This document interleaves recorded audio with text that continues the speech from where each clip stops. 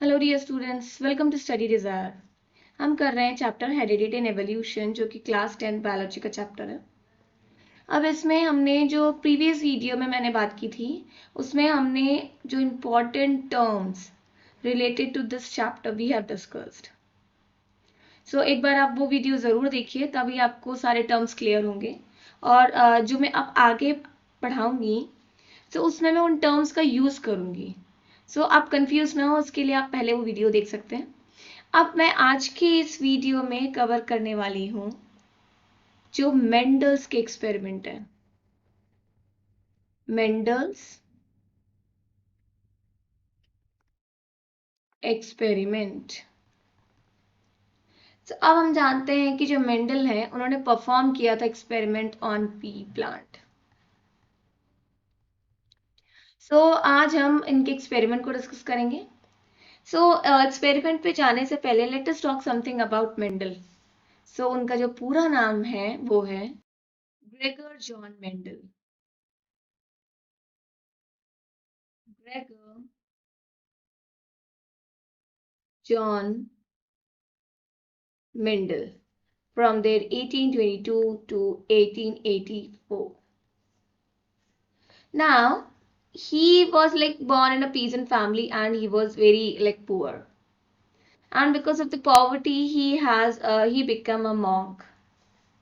Now, after that, after many years, like he also worked as a teacher in school. And finally, he returned to the monastery in 1853. And started working on the, or we can say started conducting the breeding experiments on the garden pea plant. So हम क्या लिखेंगे यहाँ पे कि Mendel ने क्या किया? Mendel conducted the breeding experiment, conducted breeding experiment. और ये किस पर एक्सपेरिमेंट किया उन्होंने? जो गार्डन पी प्लांट है, जैसे हम जिसका साइंटिफिक नेम है पाइसम सटाइवा। सो में आप लिखेंगे experiment on garden pea plant, जिसका जो साइंटिफिक नेम है दैट इज पाइसम सटाइवम। और बेसिकली वो जहाँ जिस मॉन्स्ट्री में रहते थे, वहीं के गार्डन में जो पी प्लांट था, वहीं पर उन्होंने एक्सपेरिमेंट परफॉर्म किया।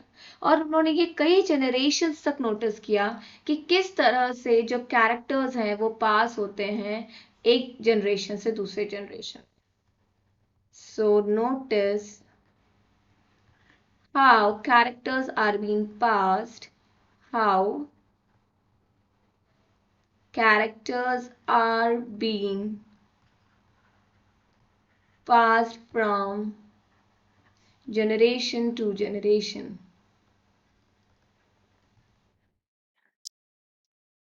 सो बेसिकली जिस उन्होंने क्या स्टडी किया कि अगर मान लीजिए कोई कैरेक्टर है जो पेरेंट्स में है, सो वो किस तरह से पास ऑन होता है उनके ऑफस्प्रिंग में।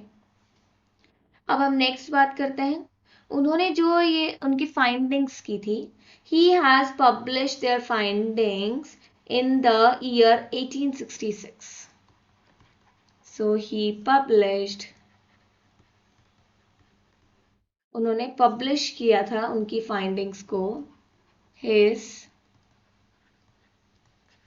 findings in 1866। और हम क्या बोल सकते हैं कि उस समय में इतना ज़्यादा उनका ये जो फाइंडिंग्स है पॉपुलर नहीं हो पाया, लेकिन कई साल बाद इन ईयर 1901 उनकी जो ये फाइंडिंग्स रीपब्लिश हुई, तब जाकर के लोगों को उनके एक्सपेरिमेंट या उनके काम के बारे में मालूम हुआ। So Mendel's finding formed the basic of the science of genetics, and thus he is credited as the father of the genetics. So हम यहाँ पे लिख लेंगे जो मेंडल की फाइंडिंग थी, Mendel's finding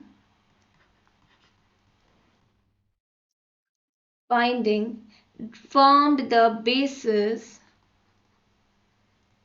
formed the basis of science of genetics. Science of genetics जो genetics है, साइंस ऑफ जेनेटिक्स है, उसका बेसिक था, वो बेसिस था, इसीलिए मेंडल को कहा गया father of genetics. So Mendel कौन है? Father of genetics. Now let us start discussing about Mendel's experiment on pea plant. So Mendel ने जो एक्सपेरिमेंट किए वो गार्डन पी प्लांट पर किए. सो मेंडल ने पर्टिकुलर पी प्लांट ही क्यों चूज किया? सो इसके बारे में अभी हम डिस्कस करेंगे. सो Mendel's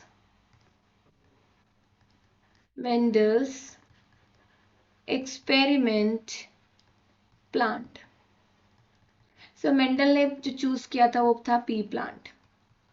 Now let us talk about the pea plant, that why Mendel has selected only this pea plant for the experiment.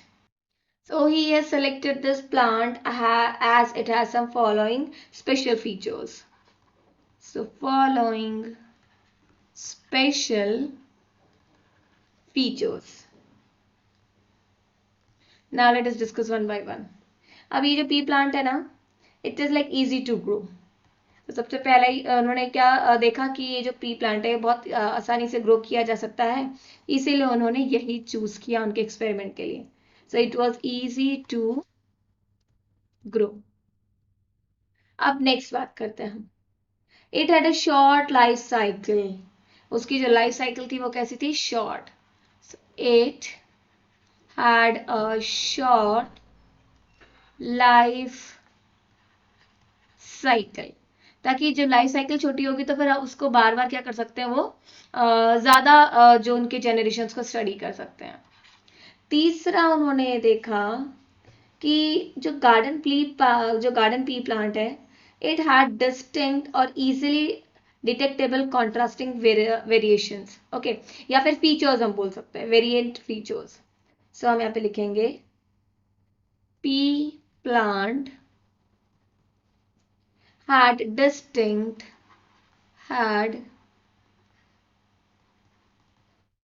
distinct easily detectable contrasting features.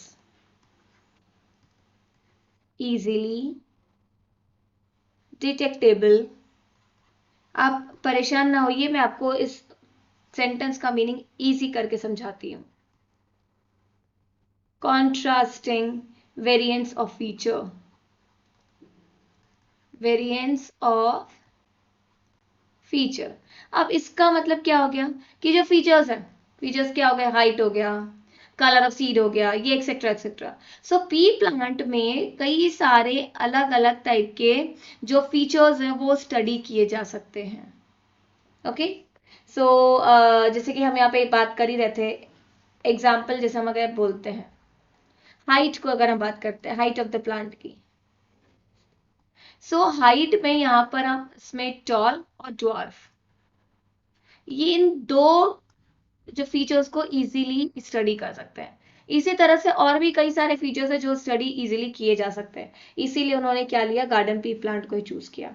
So because of which only he has noticed 7 pairs of contrasting characters in garden pea plant. Of contrasting characters in garden pea plant. In garden pea plant. So अभी हम देखेंगे वो कौन कौन से 7 contrasting characters थे. ठीक है, so let us talk about them one by one. सबसे पहला है जो प्लांट का हाइट है. हाइट. सो अभी हमने देखा ही कौन सा है, इसके दो कॉन्ट्रास्टिंग कैरेक्टर्स है, टॉल और ड्वार्फ. अगला जो था वो है जो पोजीशन होता है फ्लावर का on the stem, position of flower on stem. So अब ये पोजीशन एक्सेल हो सकता है या फिर ये टर्मिनल टर्मिनल पोजीशन हो सकता है। अब तीसरा उन्होंने क्या बात की, फीचर देखा, वो था colour of unripe pod, unripe pod. जो अनराइप पॉड है उसका कलर क्या था, सो ग्रीन, और दूसरा क्या था, येलो। अब जो चौथा उन्होंने जो फीचर लिया वो shape of the pod, shape of pod. तो अब इसमें क्या देखा उन्होंने, दो फीचर्स जो थे कॉन्ट्रास्टिंग कैरेक्टर्स थे, दैट इज इन्फ्लेटेड और दूसरा था constricted, constricted. Coming to the next feature, and that is the shape of the seed.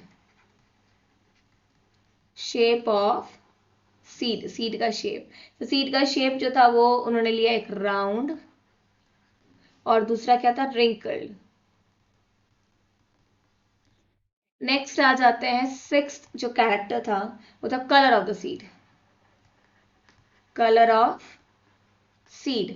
सो जो दो कैरेक्टर्स थे वो कौन कौन से, तो कैरेक्टर कॉन्ट्रास्टिंग फीचर्स थे वो थे येलो और ग्रीन। और फाइनली लास्ट जो हम कह सकते कैरेक्टर था वो था कलर ऑफ फ्लावर।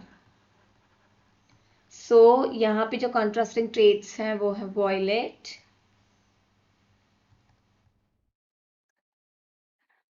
वॉयलेट और दूसरा वाइट। सो इस उन्होंने जो गार्डन ट्री प्लांट है उसमें इतने सारे जो कैरेक्टर्स को स्टडी किया, मेंडल ने इतने सारे कैरेक्टर्स को स्टडी किया। अब हम यहाँ नेक्स्ट कह सकते हैं, जो हम पढ़ रहे हैं कि मेंडल ने गार्डन ट्री प्लांट को ही सिलेक्ट क्यों किया। सो अभी हमने इतने जो पॉइंट्स डिस्कस कर लिए।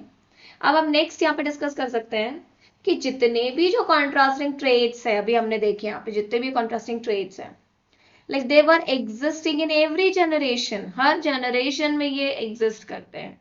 सो here we can write all the contrasting traits,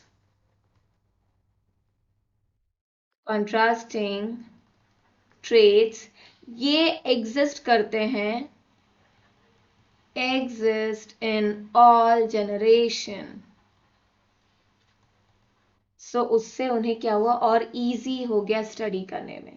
okay और ऐसा क्यों है, क्योंकि ये जो पी प्लांट है ये बाइसेक्सुअल फ्लावर होते हैं इनमें। सो हम यहाँ लिखेंगे because plant, this pea plant has bisexual flower, it has bisexual flower. Okay, and normally it restore to the self pollination. Now coming towards the next point, अब ये जो बाइसेक्सुअल प्लांट है, ठीक है, इसमें आर्टिफिशियल क्रॉस फर्टिलाइजेशन भी possible था। So in this flower, in this flower artificial cross fertilization भी उन्होंने करवाया। So artificial cross fertilization could easily be achieved, could easily be achieved। और फाइनली हम बोल सकते हैं कि इस कारण से like it was done by removing the stamen. So ये जब आर्टिफिशियल क्रॉस फर्टिलाइजेशन कर रहे हैं, so it could be done by like removing, उन्होंने क्या किया, रिमूव किया स्टेमन को, रिमूव स्टेमन, मतलब जो मेल पार्ट था, मेल रिप्रोडक्टिव पार्ट था, उसे रिमूव किया before the maturation of the female part of the flower. So यहाँ पे लिखेंगे before maturation of female part of the flower, ठीक है। सो अब जब फीमेल पार्ट जब मेच्योर होगा तो वहां पर कोई उसके पॉलन नहीं होंगे, सो फिर वो क्या कर सकते हैं, उनके डिजायर्ड पॉलन से क्या कर सकते हैं, फर्टिलाइज कर सकते हैं। Okay, then by using desired pollen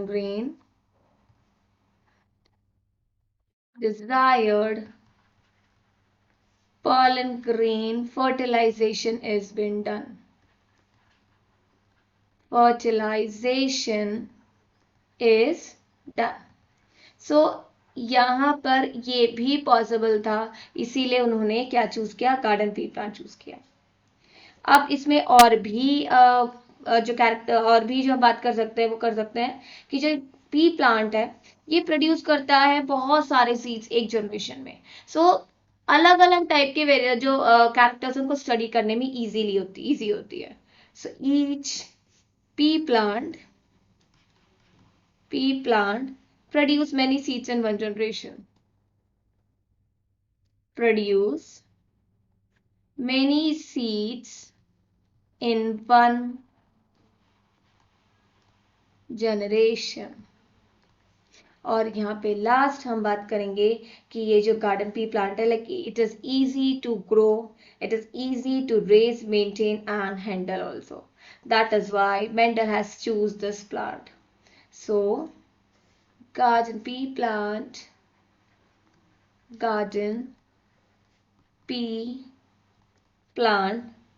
it is easy to raise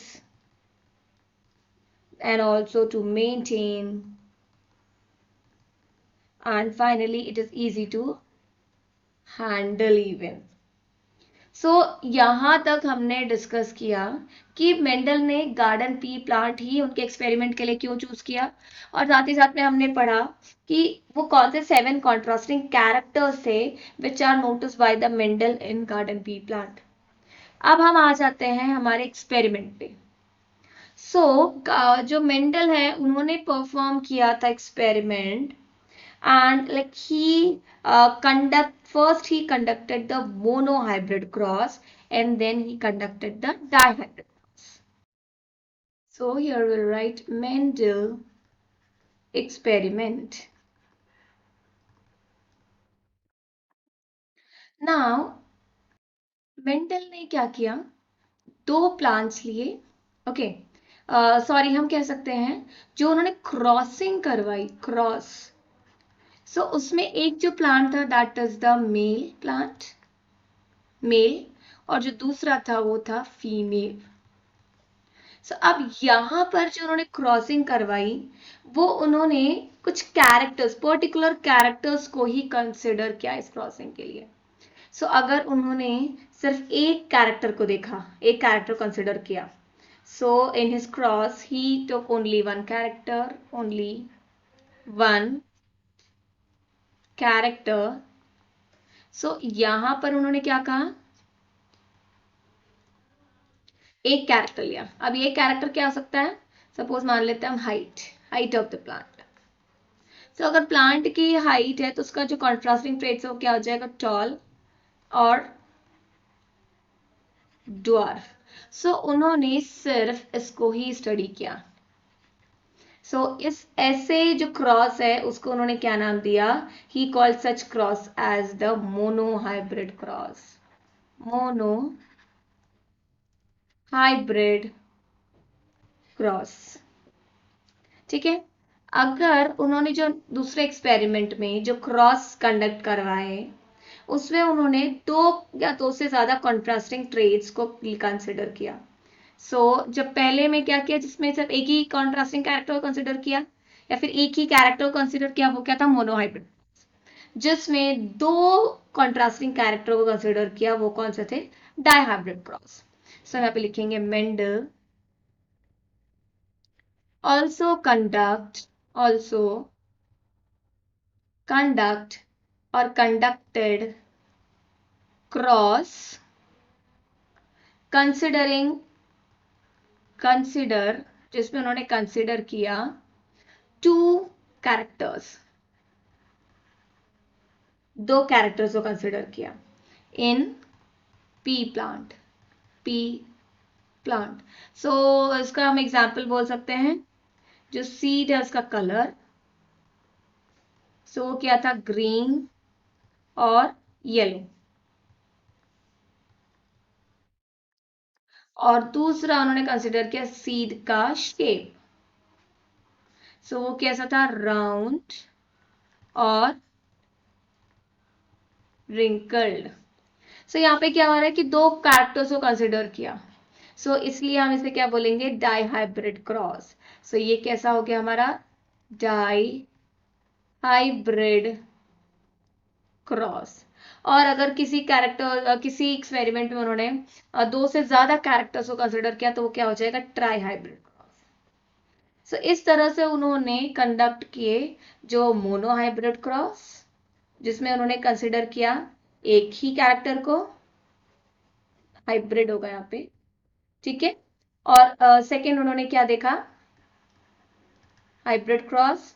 और दूसरा उन्होंने कंसिडर किया दो कैरेक्टर्स को, डाई हाइब्रिड क्रॉस। सो इनके बारे में हम अभी इन एक्सपेरिमेंट्स को देखेंगे डिटेल में। अब आ जाते हैं हम नेक्स्ट पॉइंट पर। उन्होंने उनका जो एक्सपेरिमेंट किया उसके हम टेक्निक्स यहाँ पे देखेंगे। So let's come to the next page, Mendel's experimental technique. Mendel's experimental technique. So particular जो क्रॉस ब्रीडिंग एक्सपेरिमेंट है, ठीक है, उसमें उन्होंने जो मोस्ट इंपॉर्टेंट प्रिकॉशन लिया, that is to avoid self fertilization. So उन्होंने सेल्फ फर्टिलाइजेशन नहीं होने दिया। तो हम यहाँ पे लिख सकते हैं, in cross breeding Mendel avoid self fertilization. Mendel avoid self fertilization. So आप पॉसिबल है सेल्फ फर्टिलाइजेशन अवॉइड करने के लिए क्या कर सकते हैं, जो दो मेल और फीमेल पार्ट हैं, ठीक है, या तो वो साथ में मेचर ना हो या फिर एक को पहले ही रिमूव कर दिया जाए। So what he did, Mendel removed, Mendel ने क्या किया, रिमूव कर दिया जो एंथर होता है, जो मेल पार्ट होता है फ्लावर का, before the maturation of the female part. So Mendel removed the anther, that is the male part of the flower, before the maturation of the female part. Male part before the maturation of female part. So अब वो यहाँ पे क्या कर सकते थे, अब उन्होंने बेसिकली ये ऐसा क्यों किया, ताकि वो उनके जो डिजायर्ड कैरेक्टर को ही यहाँ पर इंट्रोड्यूस करवा सके, ताकि जो क्रॉसिंग हो ना उसमें उनके पर्टिकुलर कैरेक्टर्स ही एक्सप्रेस हो, ठीक है। और इस प्रोसेस को, जिसमें कि जो मेल पार्ट रिमूव कर दिया before the maturation of the female part, इस प्रोसेस को क्या बोलते हैं, this process is known as emasculation.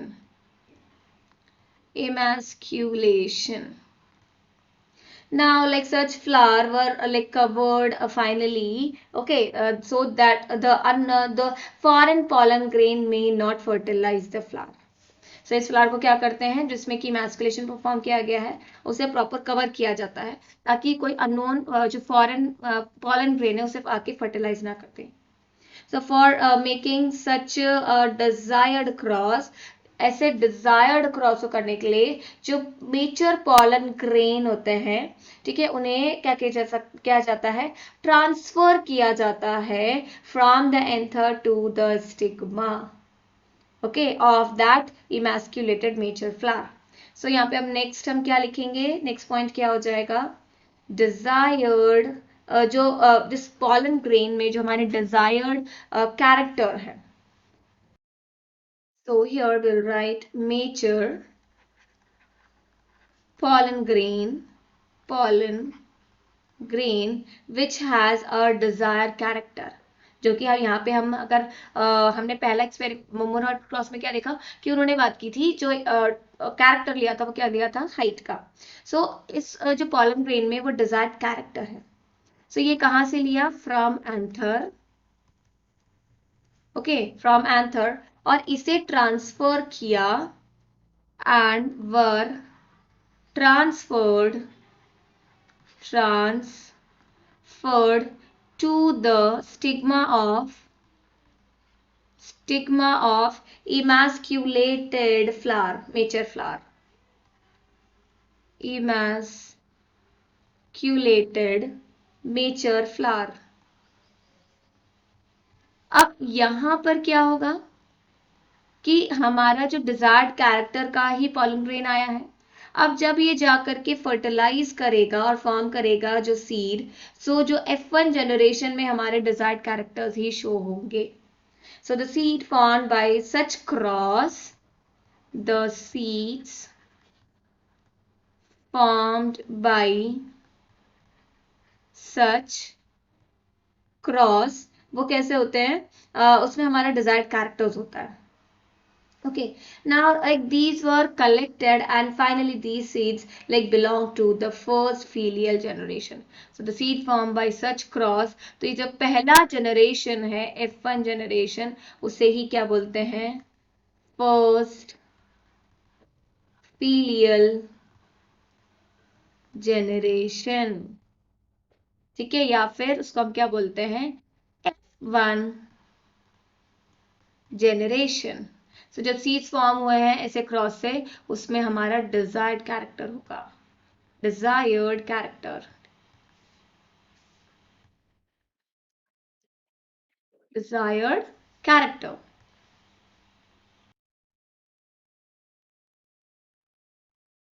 तो अब ऐसा जो क्रॉस जिसमें कि सिर्फ एक ही कैरेक्टर को उन्होंने कंसिडर किया, सो वो कौन सा क्रॉस था, मोनो हाइब्रिड क्रॉस।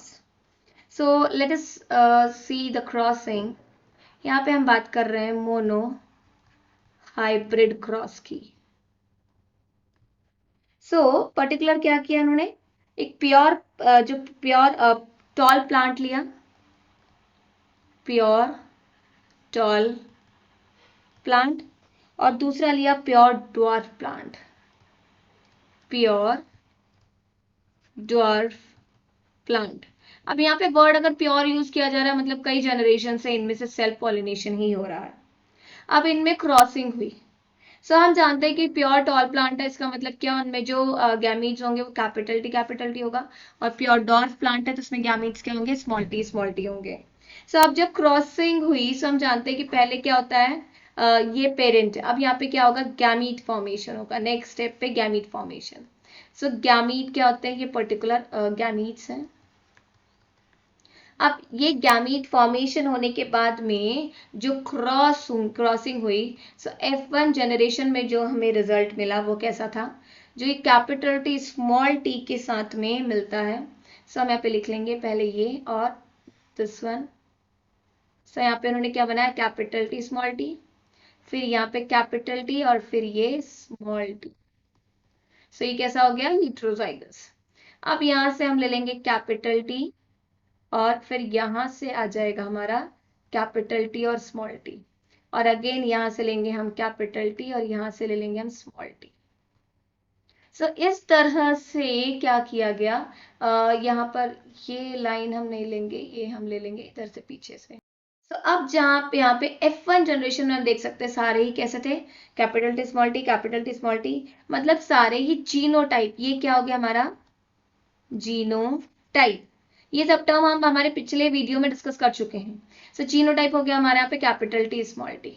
अब अगर हम बात करते हैं फिनोटाइप की, फिनोटाइप, सो हम जानते हैं यहाँ पे कि कैपिटल टी क्या है, डोमिनेंट है over the small T which is recessive. So phenotype क्या हो जाएगा, सारे ही प्लांट कैसे होंगे, यहाँ पे टॉल होंगे, all the plants are tall. Okay, so यहाँ पर हमें F1 जनरेशन में सारे ही प्लांट्स कैसे मिलते हैं, टॉल प्लांट मिलते हैं। अब उन्होंने क्या किया, मेंडल ने क्या किया कि ये जो सीड्स उन्हें मिले F1 जनरेशन में, उनकी सेल्फ पॉलिनेशन या फिर सेल्फ फर्टिलाइजेशन करवाई। सो यहाँ पे हम लिखेंगे जो सेकेंड जनरेशन के लिए उन्होंने क्या किया, सेल्फ पॉलिनेशन, ठीक है, उसी प्लांट में। सो सेल्फ पॉलिनेशन से अगर हम देखेंगे, सो हम जानते हैं कि जो गैमीट फॉर्मेशन, इसको हम पुनेट स्क्वायर से समझेंगे। गैमीट फॉर्मेशन जो हुए हैं वो कैसे हुए हैं, क्योंकि हमें क्या मिला पिछले जनरेशन में, F1 जनरेशन में कैपिटल टी स्मॉल टी, तो जो गैमेट फॉर्मेशन होगा कैपिटल टी का और गैमेट फॉर्मेशन होगा स्मॉल टी होगा। सो हम यहाँ पे लिखेंगे कैपिटल टी स्मॉल टी और यहाँ पे हम लिख लेंगे कैपिटल टी स्मॉल टी। सो अगर इस केस में हम देखेंगे कैपिटल टी होगा, यहाँ पे कैपिटल टी स्मॉल टी, यहाँ पे कैपिटल टी स्मॉल टी और फाइनली लास्ट में स्मॉल टी। सो इसमें हम यहाँ बोल सकते हैं कि जो F2 जनरेशन मिला उसमें उन्हें क्या क्या मिला, कैपिटल टी मिला, capital T small T, capital T small T और स्मॉल टी। सो अब जीनोटाइप है वो कितने टाइप के मिल गए यहाँ पे, जीनोटाइप उन्हें मिले 1, 2 और ये 3। सो ये किस रेशियो में, 1:2:1 में, ओके। और अगर हम यही बात करेंगे फिनोटाइप की, सो फिनोटाइप में कैपिटल भी टॉल होगा, कैपिटल टी स्मॉल टी ये भी टॉल होगा, लेकिन यहाँ पे ये क्या हो जाएगा, ड्वार्फ होगा। सो यहाँ पर जो रेशियो ने मिला 3:1 का रेशियो मिला, क्योंकि यहाँ पे 3 क्या थे, टॉल शो किया और एक ही नहीं ड्वार्फ शो किया। सो इसीलिए हम कह सकते हैं कि now that all the plants were toll in the F1 generation. F1 generation में सारे ही प्लांट्स कैसे थे, टॉल थे, लेकिन F2 जनरेशन में सारे प्लांट्स टॉल नहीं थे, ठीक है। F2 जनरेशन में सारे प्लांट्स टॉल नहीं थे, अबाउट लाइक 75% टॉल प्लांट्स थे। सो 75% टॉल प्लांट्स मिले और 25% F2 जनरेशन में उन्हें dwarf plants मिले। That is the phenotypic ratio is over here 3:1. So ये इंडिकेट करता है कि F1 जनरेशन में जो दोनों टॉल और ड्वार्फ ट्रेट्स थे, ठीक है, वो इनहेरिट हुए थे, लेकिन सिर्फ टॉल ही अपने आप को एक्सप्रेस कर पाया था। सो यहाँ पे हम क्या बोलेंगे कि F1 जनरेशन में बोथ जो टॉल प्लांट का जो दोनों ही ट्रेट्स का इनहेरिट हुए थे, टॉल और both tall and dwarf traits were inherited. Dwarf traits were inherited.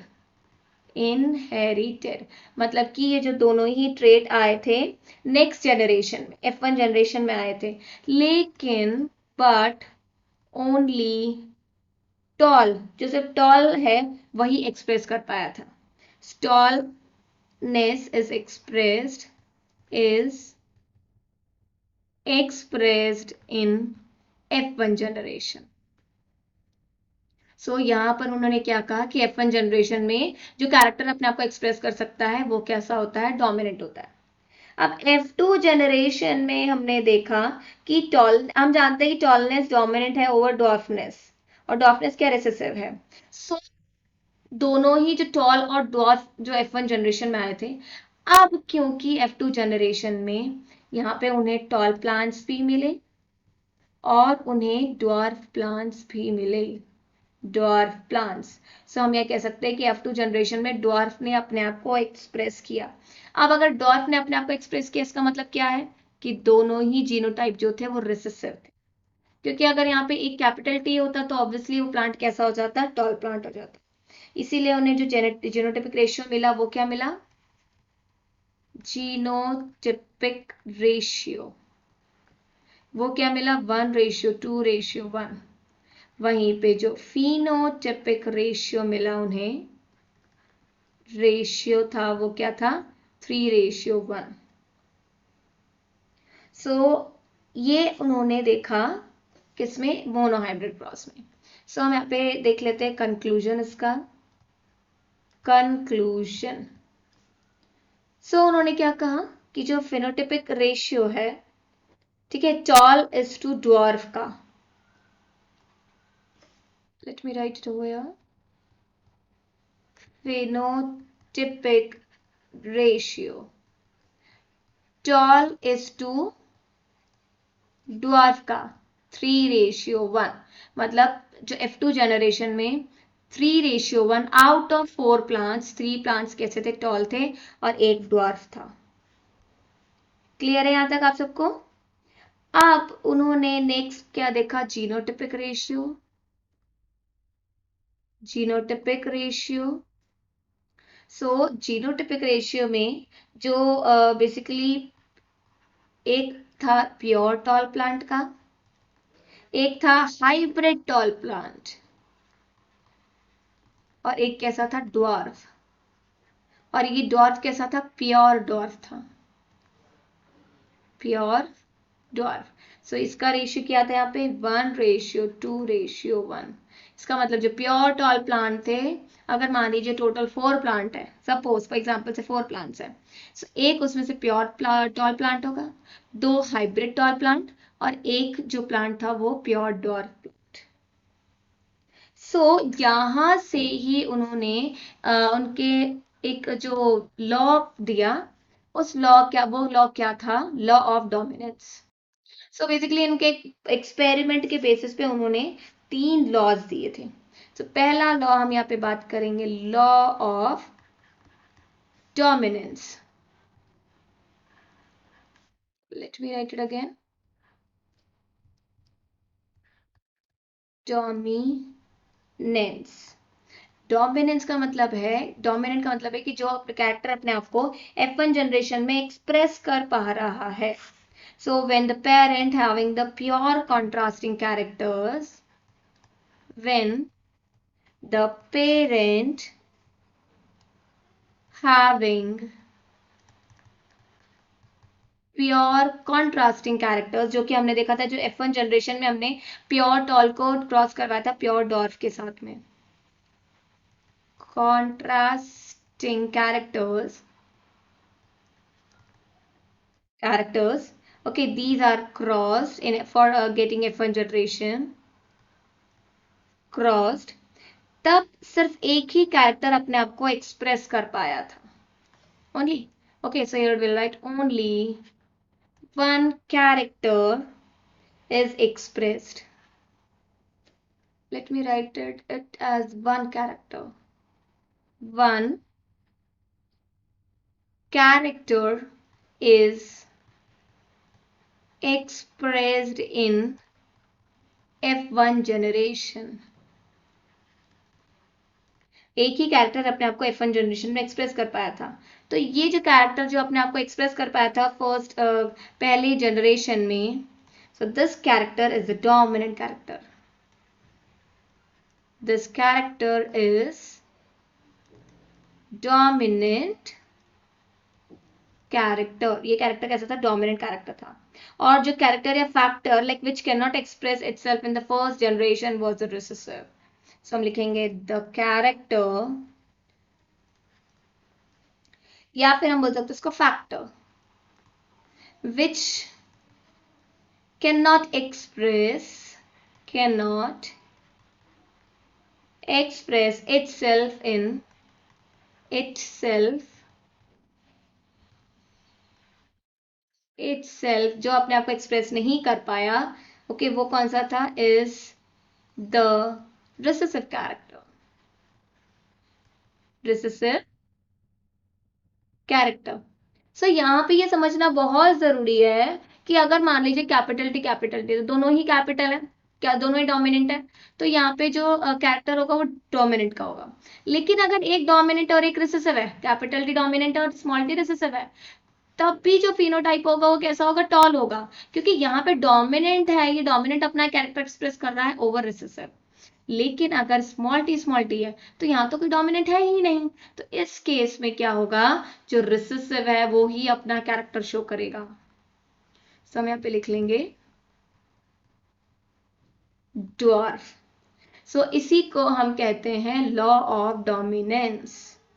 आज के इस जो वीडियो में हमने बात करी जो मेंडल के बारे में, और जो मेंडल के एक्सपेरिमेंटल प्लांट उन्होंने चूज किया वो था पी प्लांट। उन्होंने पी प्लांट को चूज क्यों किया, साथ ही साथ में हमने डिस्कस की कि कौन कौन से 7 कॉन्ट्रास्टिंग कैरेक्टर्स थे जो उन्होंने सेलेक्ट किए, और हमने मेंडल के एक्सपेरिमेंटल टेक्निक को समझा, और साथ ही साथ में हमने आज देखा मोनोहाइब्रिड क्रॉस। ठीक है, मोनोहाइब्रिड क्रॉस से हमने समझा लॉ ऑफ डोमिनेंस को, जो कि उनका एक लॉ था आउट ऑफ 3 लॉज, उन्होंने 3 लॉ दिए थे। ये हम 1 बाय 1 करके समझेंगे। आज की इस वीडियो में इतना ही। अगर आपको मेरा ये वीडियो पसंद आए तो लाइक और सब्सक्राइब कीजिए। अब मैं जो आपके लिए सेकेंड, इसके बाद नेक्स्ट वीडियो लेकर के आऊंगी, उसमें हम डिस्कस करेंगे सेकेंड जो क्रॉस है, that is dihybrid cross. ठीक है, और हम बात करेंगे कि कैरेक्टर्स किस तरह से जो ट्रेड्स है, सॉरी ट्रेड्स किस तरह से एक्सप्रेस होते हैं अगले जनरेशन में। और हम तभी बात करेंगे जो दूसरे लॉज हैं, लॉ ऑफ इंडिपेंडेंट असॉर्टमेंट और लॉ ऑफ जो सेग्रीगेशन की। ये सब हम बात करेंगे हमारे नेक्स्ट वीडियो में। अगर आपको कोई भी डाउट हो तो प्लीज आप मुझे वो चैट बॉक्स में मेंशन कर सकते हैं। Thank you dear students, bye bye everyone.